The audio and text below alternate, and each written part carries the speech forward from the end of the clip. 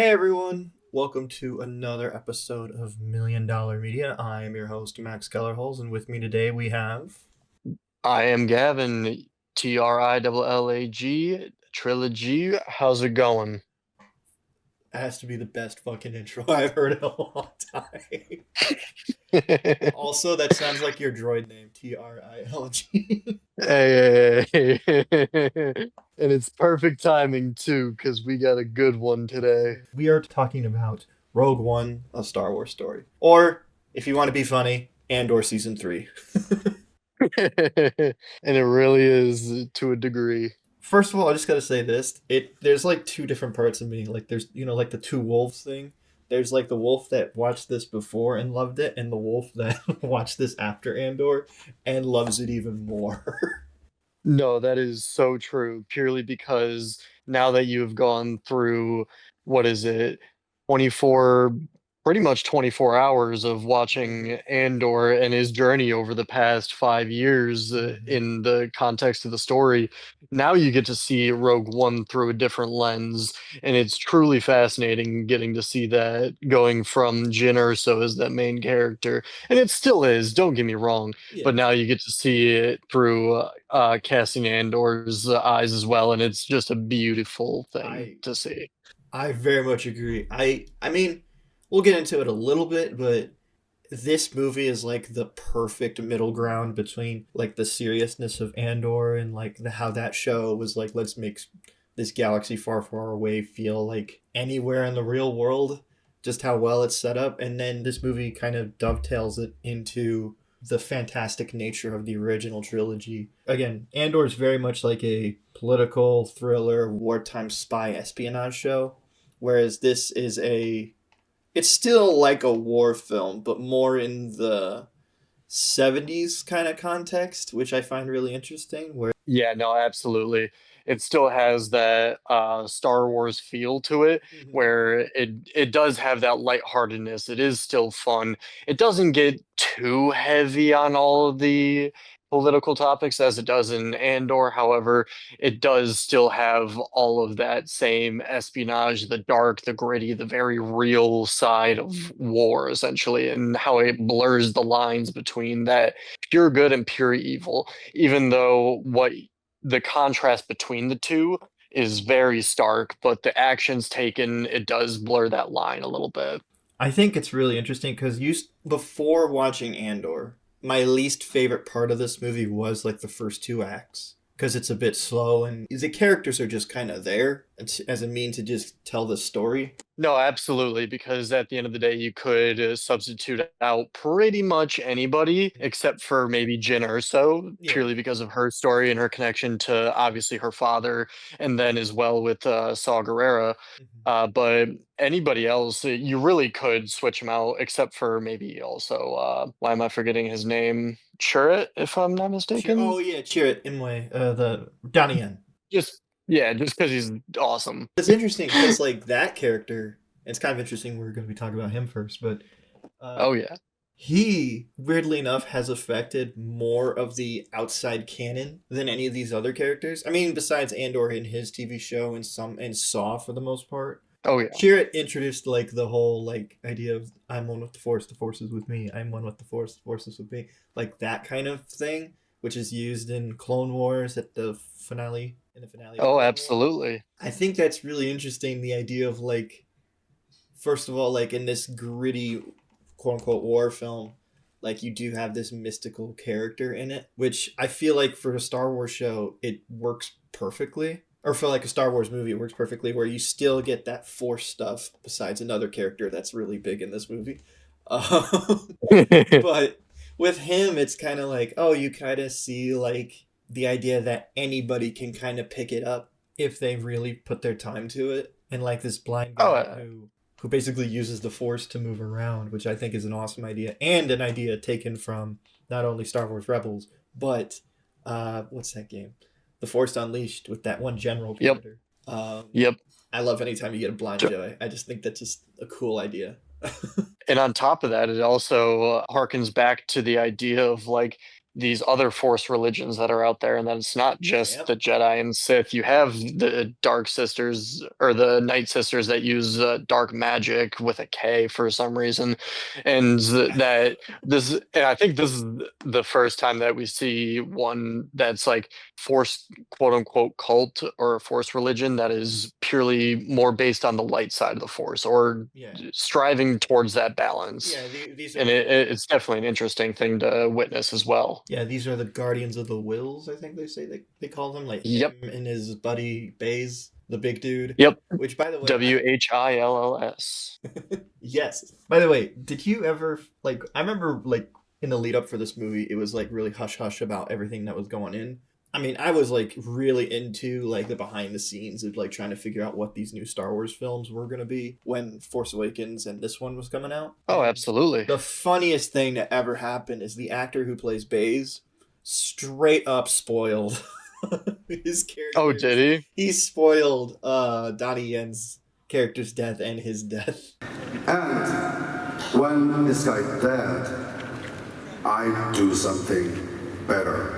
It's like, buddy, you're not supposed to say that right now. Luckily, he just outed him and his and his friend Right. and It his wasn't the yeah. whole thing. No, it wasn't like yeah, it wasn't the whole ending. And like I think the fun thing about this movie is like since this was Star Wars' first spin-off, all bets are off. Like you can do literally whatever you want with this movie. And I think that's kind of the fun like the idea of like these Star Wars story films that I kind of wish we would go back to a little bit. Is just like take little things from like the originals or maybe even the prequels and just blow them up in such a way. Like literally this entire the thesis of this film came from the original Crawl from the first movie when it's like the spies stole the rebel of the Death Star plans. Oh, yeah.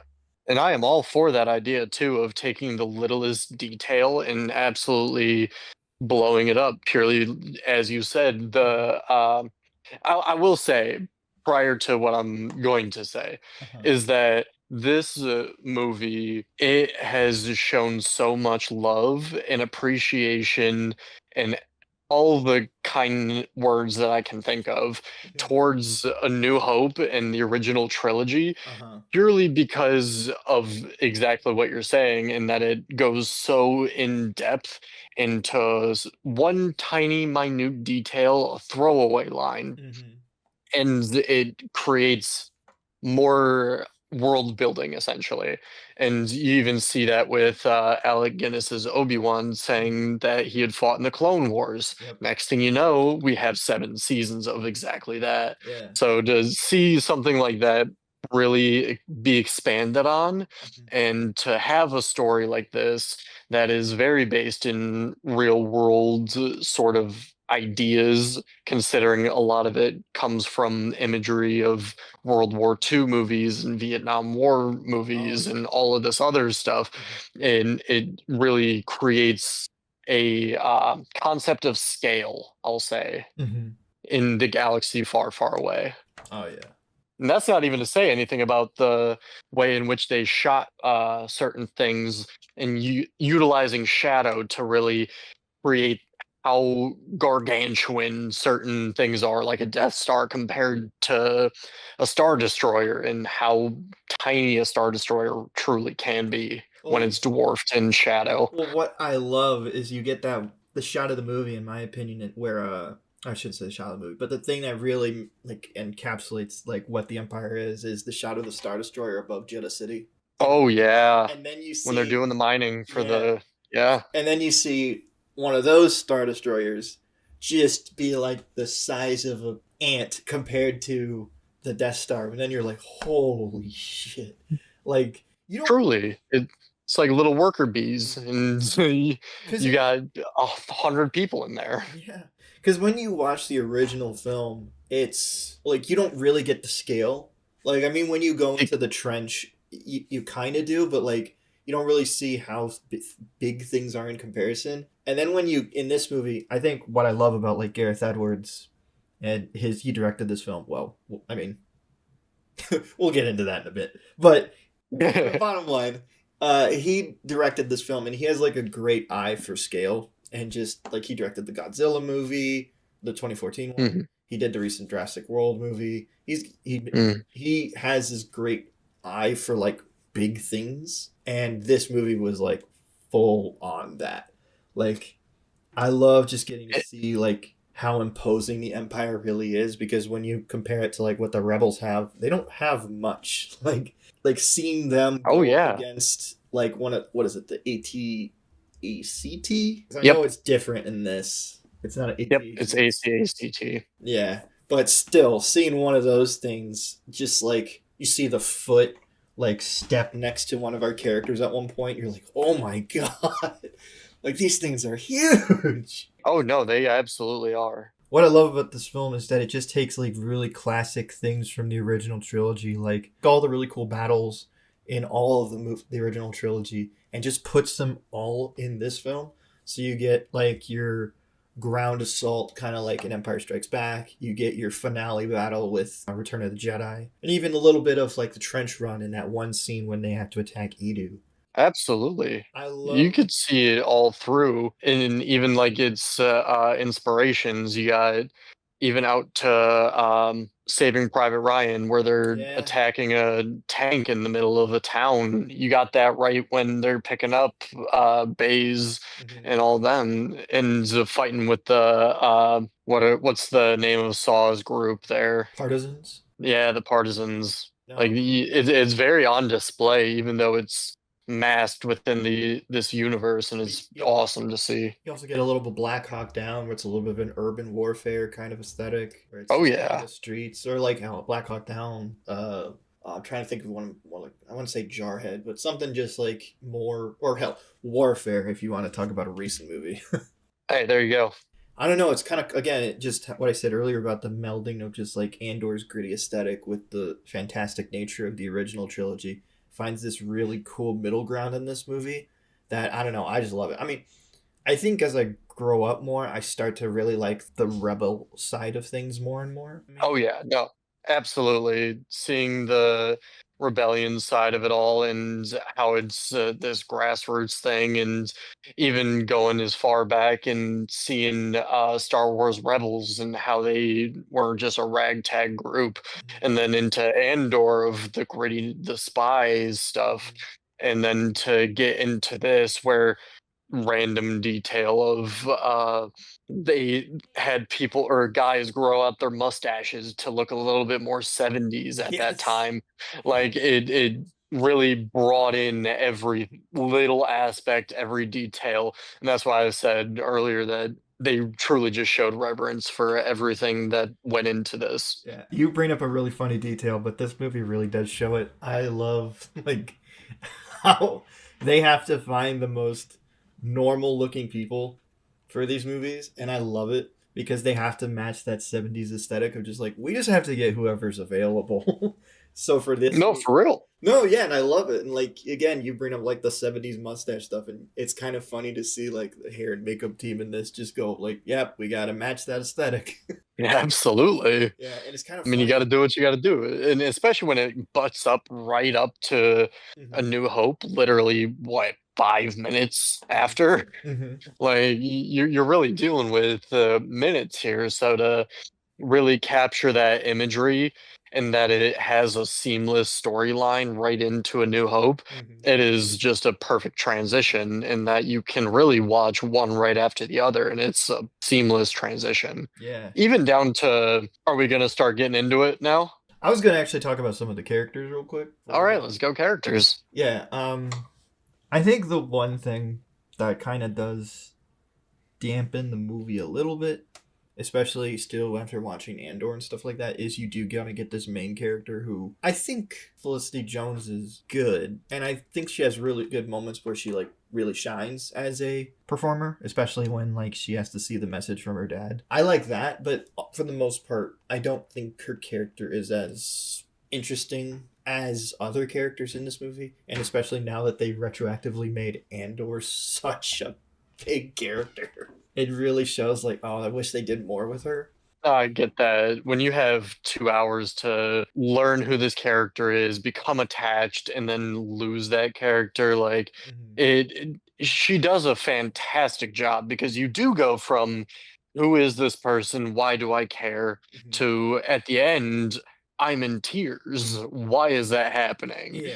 And she does do her good, fantastic job. However, do I wish that we got more? Yeah. Absolutely. Yeah. And I don't think that's a bad thing. I would like to see, I don't know, like a Tales of episode. Oh, that'd be cool. Especially with her growing up and basically Mhm. constantly being a prisoner. Like, Yeah. to see her survive to that time would be something special. Mhm. I don't know, because I feel like with what Andor did, and it like fleshing out that character really well. I don't know. I think like just because I don't think I need like a whole show from her, but again, Tales of episode like a couple episodes would be Right. like Yeah, get an arc out of it. yeah, Tales of Rebellion. Do that. That'd be cool. Yeah, watch that be the next one because we got like Tales of Underworld and Empire and Jedi. I think it'd be Tales of Rebellion next. But We got some scripts to sell. yeah, Disney pay us, Lucasfilm pay us. What's Um, up? Yeah, there's not much else to say about her character. I do like the stuff with her and her dad though. Like, I think one, it's nice to see Mads Mikkelsen not play a villain. Well, it's also it's Mads Mikkelsen. How can he do bad? I know. Well, it's just a thing where it's just like, oh my god, he's actually playing a decent human being. I mean, he made the Death Star, but he put in a little trap. Right.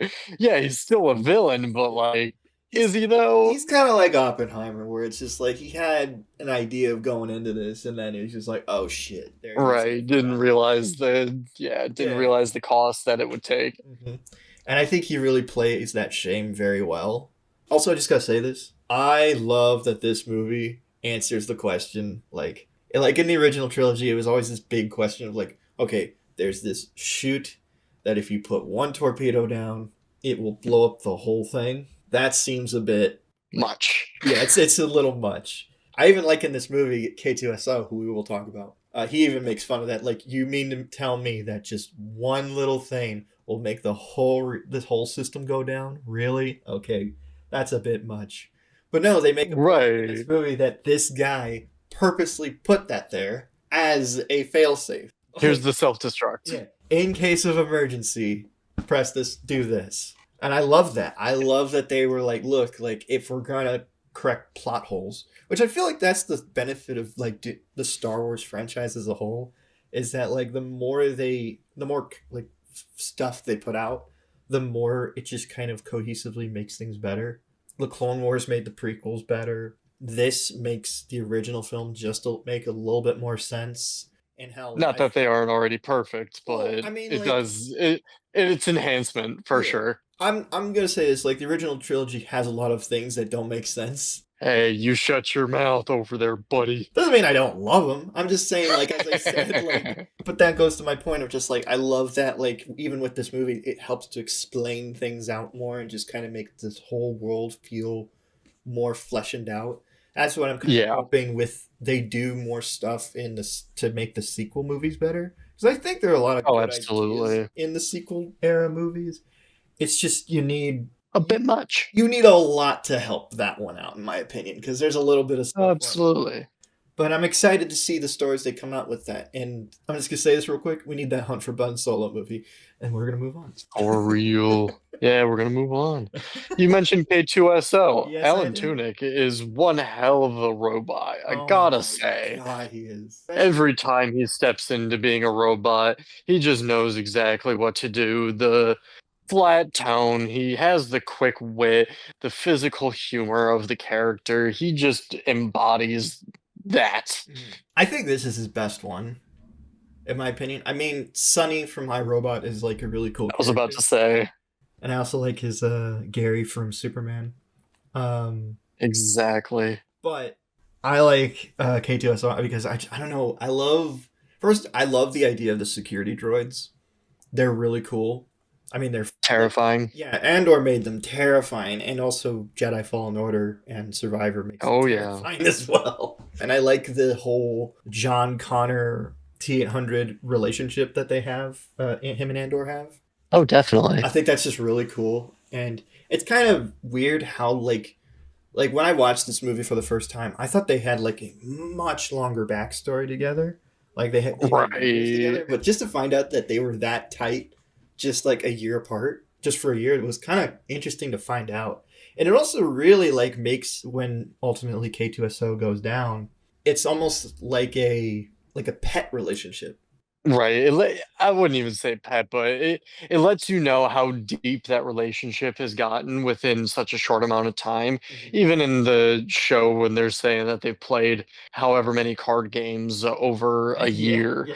and it comes out to like two or it's like three or four games every single day for the entire year, and like you just get to know someone after Yeah. that amount of time next to them for that long. And what I love about it too, I guess you can retroactively think he was the friend that was there for him when his girlfriend kind of left him. Like, Hey, I mean, she left him, not wrong, but it and was for the that's best though. yeah. Oh yeah. I mean, I'm not shaming her. I'm just saying that she did leave him. Absolutely. But And then anyone else? um, I mean, the other members of Rogue One, I think Riz Ahmed is good. I like that character. He's kind of a fun little character as the pilot, Buddy. Yeah, I think absolutely. he's good. Not much else to say. I kind of like that it kind of blew up his career, and he's great in The Sound of Metal. I also enjoyed how, in retrospect, with the context of Andor, he is a little bit more of an important character, even though he doesn't show up in the show. But it does add that extra context of always having multiple sources and Yes. being able to use Saw and the partisans in that way to basically have him be a pivotal role, even though he doesn't feel as such within the story of Rogue One. He is still a great character. Mhm. I'm glad that he's in there. He did a fantastic job in selling his constant fear and paranoia. Well, But however, it is a very forgettable role to a yeah. degree. I think it's kind of the thing that kind of sticks out upon the Andor retrospective in that he feels like a more of a character from Andor. Like the idea of that character feels like an Andor character, like this guy who defected Oh, for sure. from the Empire and is now on the run and has to go into these like find these rebels, these partisans. Like he feels more like an Andor character, so when he doesn't get as much, it does kind of suffer because again, as we said in our review, there are no small characters in Andor, and No, not one bit. to see this character not get as much, I don't know. And I mean, I also think that he doesn't get to do much because he kind of gets his mind fucked by a hentai creature. Yeah, not wrong there either. I He, think yeah. you could have cut that whole part. I'm gonna be real. I think that doesn't make any sense. Yeah, but it shows the brutality of Saw. Could have been done a different way, sure, but it Yeah, does sell the little bit of silliness in Star Wars, and it keeps that brutality out. that's what I'm thinking. Like, because you look at what the torture that they do in Andor, and like literally screaming children are being forced into your ear, and then Yeah, you go into Rogue One, and rather terrifying. it's mind squid. You get Starro over here. Yeah, pretty much. True. But speaking of Saw, I just gotta point out everything that has come after with Forrest Whitaker as this character, like him in Jedi Fallen Order, the stuff they do with him in Rebels, the stuff they do with him in Andor. This performance is way better than the first time I saw it. Because the first time I saw it, I was like, "What the hell is Forrest Whitaker doing?"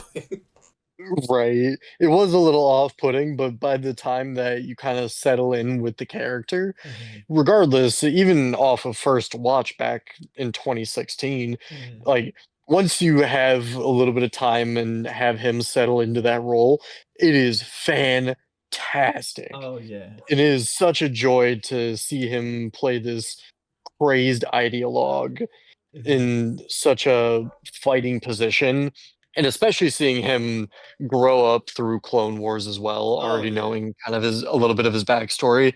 It was certainly cool to see that, Mhm. but to then finally see him in what he becomes, and as we were talking about the scale of his demise, it was truly tremendous to Oh yeah. see him like create a finale for that character, even though they've continued Yeah. telling stories. I think the Death Star taking him out is a fitting It's death for that poetry. character. It is the ultimate boot of the Empire being like stepped down upon him and him still facing it. At that point, he is barely a man. And apparently that shit must have happened within a year because we still haven't Oh figured out yeah. what happened to him, how he lost his legs, and why he's. I mean, he's huffing Rhydonium, which We is thought he was on a breathalyzer. yeah, no. Nope. He's just whacked out of his mind. Yeah, I love that retroactive like change. That is such a funny detail. That was. Because you're like, oh, he's this weird, messed up Vader parallel. Like, he's got the ventilator, he's got robot appendages. Which adds to the poetry of his character as well, that he is that mirror. And he was trained by Anakin, if you think about it. Yes, he was. Yeah. Like, I heard somewhere that they were just going to make a new character up for this movie. But they were like, is there a way that we could kind of make this a little bit more connected? And they were like, what can we go to? And they were like, Clone Wars, and they had this one character, and they were like, oh, let's just use him. Let's just call him this. So they just changed the name out, and were like, Saw Gerrera. Yeah. I kind of like it. I'm just like, No, absolutely. And especially with the anger and same sort of paranoia that Saw had in Clone Wars, it definitely shows here as well. And he's got the flag of Andor on him. I believe so, yeah. Yeah. I don't know. I appreciate the performance now after everything. I don't know. This was the movie that really showed like the scary part of rebellions about like how far you push it to a point where it just The sacrifice of it. yeah, or the pushing of your ideology to a point that it just becomes terrorism when you're not really fighting for the people, you're just fighting to fight. Terrorism is always a matter of perspective, because to one side you're a freedom fighter, to the other you're a terrorist. And I think the character I want to talk about next says that in Andor as well. I just gotta say this. Orson Krennic is one of my favorite Star Wars Imperials. Like, One of the best. Ben Mendelsohn plays Krennic. He is so Imposing. Yeah, but like he's imposing when he needs to be. But I love like he's this great metaphor for why the Empire fails, in that like he's constantly wanting credit for something that he put so much time into, but there's always just someone above that's gonna take him out. It's all based on ambition. Yeah, and it's just like, oh, if I can get above this person, nope, I'm gonna kick the legs out of below me. And like I love his desperation, like just for some kind of acknowledgement for his work, even though really Yeah, it's all that ambition. I want the credit, that way I can get the accolades that come with it. It causes incompetence at the end of the day, because that someone who actually like would be more deserving of that next accolade, it's handed off to someone who was just more aspirational. yeah, or just some guy above you who's just like, I'll take that. Yeah, pretty much. Yeah, and I love like upon like the end when you watch Andor now, he really didn't do much except for put a team together. He is like an ideas man. Like, let's do this. Here's the team I'm going to put together to get this going forward. Even when you think about like the Calkite situation, he wasn't the one who brought up the idea of what happened to Gorman. It was Dedra. And then when she served her purpose, took care of that. Okay, but he was strongly implying something. But still, he didn't come up with the idea. She was the one who said, no, you need rebels to fuck up. Fair. In order for you to go in there and fully take control over the planet and get the mineral you need. And then, again, once that happened, they got the mineral. As soon as she fucked up, he was like, nope, you're a spy. He's going to orchestrate the team to create whatever needs to happen, and then he's going to take the lead on it when it comes time to take credit. Yep. And as soon as someone else does it to him, he's like, whoa, whoa, whoa, whoa, no, that's not what you're doing. I love that. And I mean, going into his character, we kind of also talked about Tarkin a bit, which there's two sides of this coin of like, yes, I think it's important that Tarkin should be in this movie because of like where it takes place. His relation to the Death Star. Yes, that especially. Like, you need him in this movie. Like, if he wasn't there, this would not have worked. It'd be like, where's Tarkin? I don't think he would have been missed. However, it is an added enhancement to what he is already portrayed. Yeah, I guess. But I think what we do get of him, perfect. Character-wise, perfect. I think it's all fitting within character. It really adds a lot to when you watch the original movie, how he's just like, he's the Grand Moff of this whole Death Star, but when you really find out, no, he just kind of just signed his signature and just like took away power from another dude. It's kind of funny. Oh yeah, absolutely. But he's still this like pure form of evil. He is human garbage. Like, Yeah. he sucks. He gets to say his infamous line. You may fire when ready.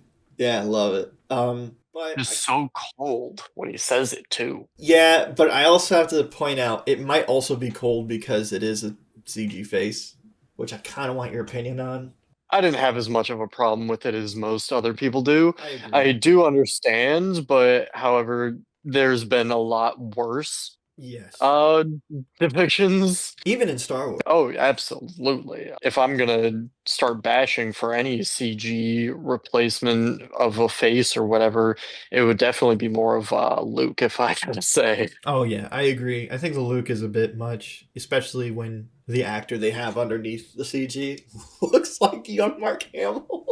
Right. Which I'm like, And the two that we got here, it really wasn't that bad. okay, And in a way, the two times that they really have that happening, okay, yeah, Tarkin is a little bit in towards like the middle in a way. he's But he's there for 2 seconds. yeah, But when it's more towards the end, that's when you start getting that transition into 77. yeah, yeah, yeah. And so these characters with Carrie Fisher and Tarkin as well, Mhm. like they are a little bit grainier. They are kind of flat in Yeah. texture and all that. Mhm. So it does start to fit into that 70s look, even though it doesn't really fit within the rest of the movie. No. I think Tarkin works better because, like, okay, that's a character in this movie. He needs to be here. He serves a point. He is Right. part of Krennic's arc in this movie, and it also like makes sense for where things are going.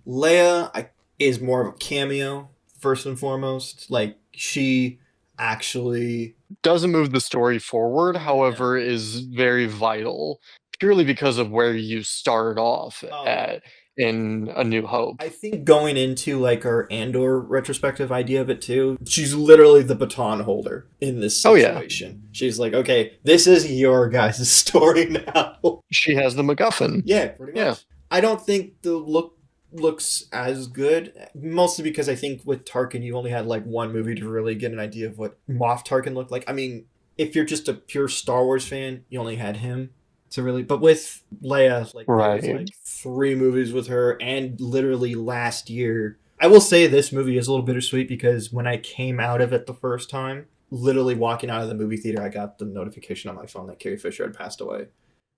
No, So that's the worst. So seeing her in the movie, like, I don't know, there's something nice about having her there just because of just how important that character is and her performance and just like, yeah, I'm not gonna complain about her being in the movie anymore. Like, it's just like she's there. I like getting to see Carrie Fisher in some way or some form.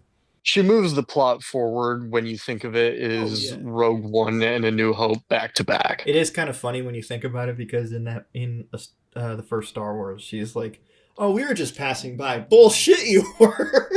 You were there. I was just there. And she's over here gaslighting him, like, what are you talking about? Bitch, I saw your This is license a plate. I tracked you here. That's too good. I guess speaking of, like, just to kind of round this video out a little bit, just talk about the third act in general. This Oh is the yeah. best. This is the best. This is the best Star Wars action. There's so many cool things in this. Like, you get your ground level fighting with the rebels, just trying to stall for time as long as they can, and you get Jin and Andor climbing up the tower to get the information out. And I love that there's so many things going on. It's interesting to find out that this third act was the most reshot, though. Well, it makes complete sense that it would be. I mean, Well, it's you just have how many different pieces all coming together, all to make something as brilliant as that? because I know this is where Tony Gilroy was brought in to do reshoots, and I love that to this day he will not talk about what happened behind the scenes of this movie. He has said he has made so much money not talking about it, so he's gonna just continue doing. Fair enough. I mean, I'm sure he had to be an asshole at some points, but I overall, I think it was for the better. I don't think we know to this day the details of what happened, but from what I And we know, never will. no, and I think it's fine because ultimately the movie and everything worked out in the end. Because I think with what Gareth Edwards brought, with the action and the scope and the visuals, and what Tony Gilroy brought by just streamlining the plot, works just to make this really good final act that really just is this struggle to get these plans off planet and just get them away as fast as possible. Like, I don't know. I think it's just. And Yeah, he makes a great job. He does a great job at building stakes too. oh, yeah. Because each little thing up until this point, this is obviously in the third act here with them on Scarif Hmm. going for the Death Star plans and trying to transmit them. It is so stressful. You have the ground assault happening, you have the aerial assault happening, you have the lunar assault happening, I guess, Yeah. as well, all happening at the same time. And when you have Jin in the, I guess we'll say just like the records room or whatever, Hmm. it is still incredibly stressful being in that moment, knowing what's happening on outside as Oh, well. yeah. So the fact that he's able to build these stakes, Hmm. even down to when they're trapped in prison and all that, it really, you feel it. I think the finale is just so perfect. I don't know. And just knowing just how many cooks were in the kitchen just to make it work is interesting to me because that usually with reshoots it's like, oh, this didn't work out in the end. Like I go to the Zack Snyder Justice, or I'm sorry, the Right. Joss Whedon Justice League, and like the Suicide, the first Suicide Squad movie. Just like knowing how much shit went behind the scenes of those movies and how they had to retroactively make things quote unquote work. But in this, it's just like this wasn't working. We brought in this one guy and he fixed it up. And then they make it work. Yeah. Like, what's your favorite moment of the finale? Like, just something like that's cool. I think it would have to be Cassian and Jin's deaths. Oh, okay. Simply because in that explosion, you think when they're up on the satellite dish, yes, everyone's going to be able to get away, the bad guy dies, everything's okay. When everyone's dying left and right, you think someone's going to make it out. Hmm. No. And I think that's some of my favorite storytelling too, is that like, yeah, sometimes there's just not gonna be a happy ending. Sometimes the good guys do lose, and yeah, that sucks. It really does. But it is the reality of the situation. And you even have that in, I think this falls right into George Lucas's thinking as well of you're gonna know what happens in the next movie based on the previous one.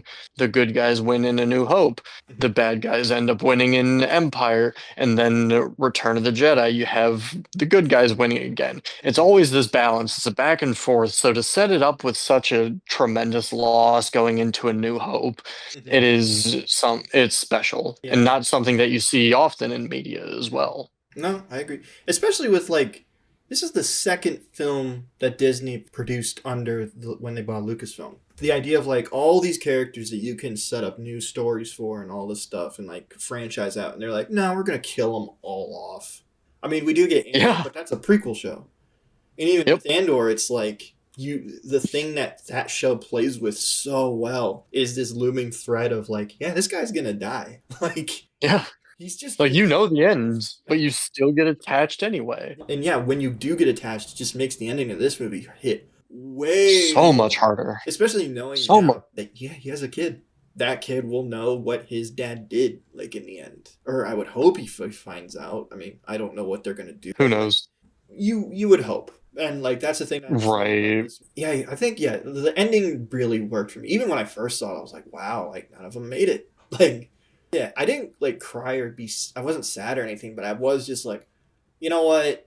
I was more. It was like that bittersweet kind of feeling of just like the way they go out is just kind of it. Even though they get literally obliterated, but it is kind of like a peaceful, like just wave of light that takes them out. Like they go into the light, Yeah, and they which accept it. yeah, and they just accepted like they've worked hard enough, especially Andor, like knowing what got him to this point, Right.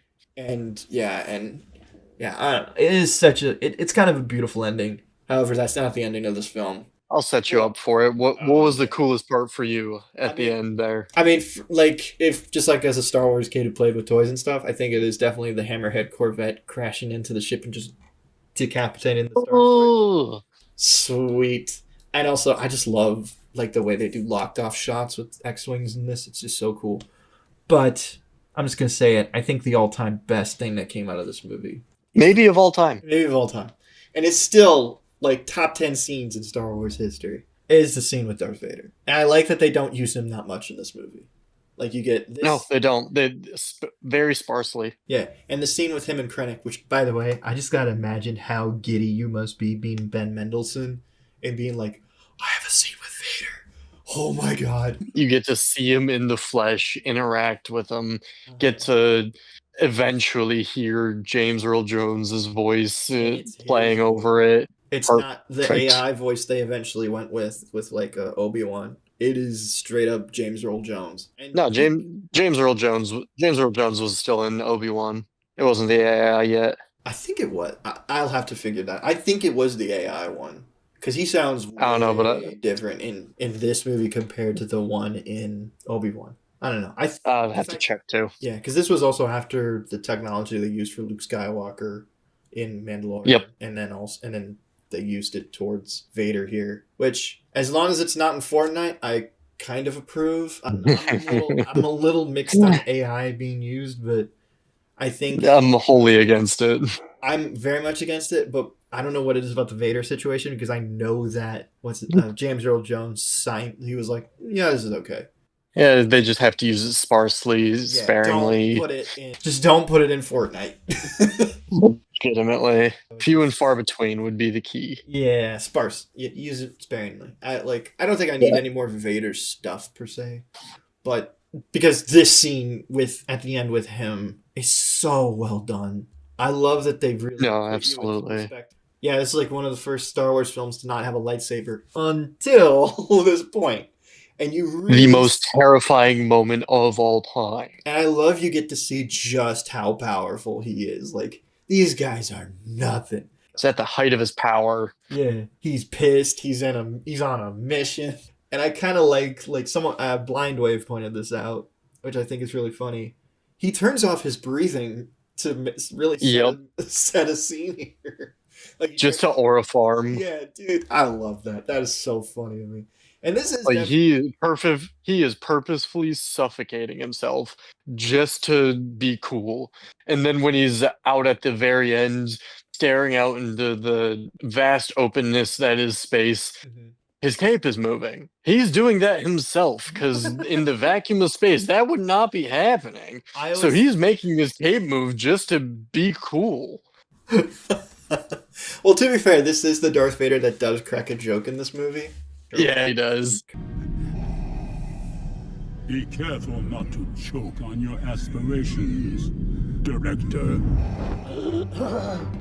I mean, on one hand, I kind of like it because it definitely throws back to like the Clone Wars Anakin, where he's a little bit of an asshole. He has a little bit of wit and some charm to him. And I kind of like it. I think I like it ultimately because like you can't clap back against it. No, you can't. Credit can't do anything like, this motherfucker just did the worst joke possible to me. Right. Also, it's a dad joke, which is very within character. Oh, yeah, it is. With that, yeah, that's it. Like, when we talked about the ending with Leia, we talked about this. Like, yeah, I don't know. Like, we've gotten into how it leads into A New Hope and the importance of that and the imagery and all of that. I think we're about set. You want to hit an outro? Yeah, that's pretty much it. I don't know. I think the next Star Wars thing that we are going to plan to cover is The Mandalorian and Grogu. If the Andor video does well and this video does well, I'm thinking about doing retrospectives for not only The Mandalorian TV show leading up to The Mandalorian and Grogu. I'm also thinking about doing a video of some kind for the Clone Wars leading into Ahsoka. So let me know if you guys would be interested in that. So yeah, hit that subscribe button if you want to see those videos. Hit that like button. Yeah, subscribe saying what did you think of Rogue One? What did you think of Andor Season 2 or Andor in general? Is there any other Star Wars spin-off stuff you would like to see down the line? I mean, hell, Disney is desperate at this point. Yeah, I guess that's all I gotta say. TRIGLG. Wait, TRILLAG. you got anything to say before we head out? Ah, watch Star Wars. Hell yeah. Hell yeah. Oh, by the way, we do have a playlist on this channel of all the Star Wars stuff that we have covered, so definitely check that out. Oh yeah, that's all I gotta say. Hope you all have a good day. Bye.